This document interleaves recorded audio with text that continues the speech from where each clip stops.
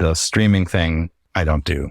I don't like it. I think I wish it would go away. I prefer it not to exist, but I keep the music on there because that's the way the public has spoken. That's the way they want to listen to music. So I'd rather my music be out there than not. So yeah, it's a necessary evil. And if it all disappears tomorrow, I won't shed a tear. But for the meantime, the public has said this is what we want.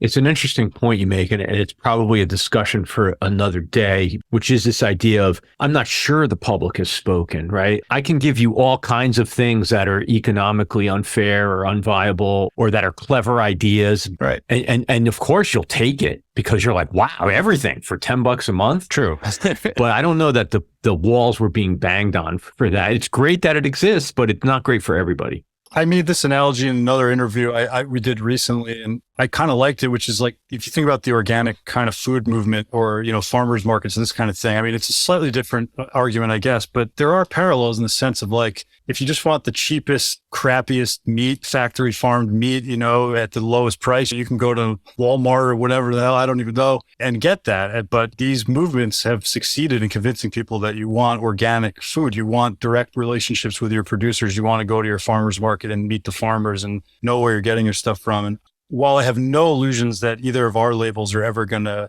be some smashing financial success, I do like to think that given the small modicum of control that I have, that it's worth at least having the conversation, trying to promote and bring awareness to the idea that if we want to keep making these kind of projects, the economic model of streaming is not what's getting us there. I feel lucky that I'm able to do what I do. I have a nice studio and I'm able to make the kind of music I want, but none of that is free. And I feel it's very important for me to pay other artists whose music I listen to for their work, because I know how hard it is to make these records. So anyway, that's my small pitch on it. I have friends that aren't musicians. If I explain the reasoning of how little money makes it back to the artist and how it's really much better to just go on Bandcamp and buy the vinyl or buy the download, they're like, oh, okay, well then I'll do that. A lot of people just seem to kind of not even know that it's an issue.